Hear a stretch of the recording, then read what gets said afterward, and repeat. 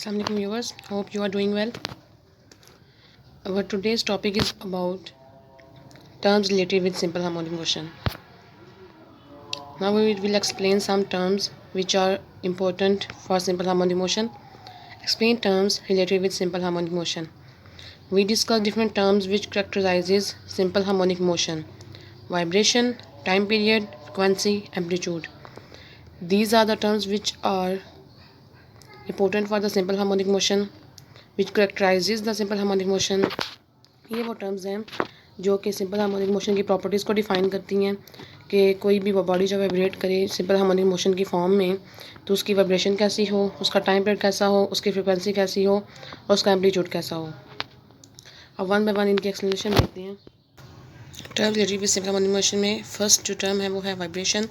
One complete round trip of a vibrating body about it's main position is called one vibration. किसी भी vibrating body की एक complete rotation जो कि वो अपना राउंड कंप्लीट करती है अपने मेन पोजीशन के इर्द गिर्द, उसे हम एक वाइब्रेशन का नाम देते हैं। Time period, the time taken by a vibrating body to complete one vibration is called time period. वो टाइम जो एक वाइब्रेटिंग बॉडी एक वाइब्रेशन को कंप्लीट करने के लिए लेती है उसे टाइम पीरियड का नाम दिया जाता है। मेन वाइब्रेशन और टाइम पीरियड जो है आपस में इंटर रिलेटेड है। वाइब्रेशन करने के लिए हमें एक राउंड की ज़रूरत होगी, वो पूरा राउंड जो कंप्लीट करेंगी बॉडी, और टाइम पीरियड के लिए एक वाइब्रेटिंग बॉडी को एक कंप्लीट करते हुए जो टाइम लगेगा वो उसका टाइम पीरियड होगा।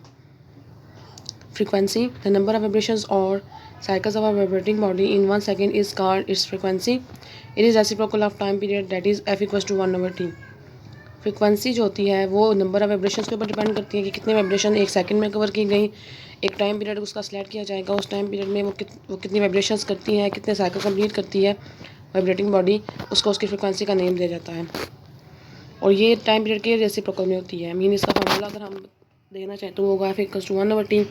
Mean F is frequency and T is time period. Frequency और टाइम पीरियड आपस में एक दूसरे के साथ इन्वर्स रिलेशन में होते हैं। Amplitude, the maximum displacement of a vibrating body on either side from its main position is called it's amplitude.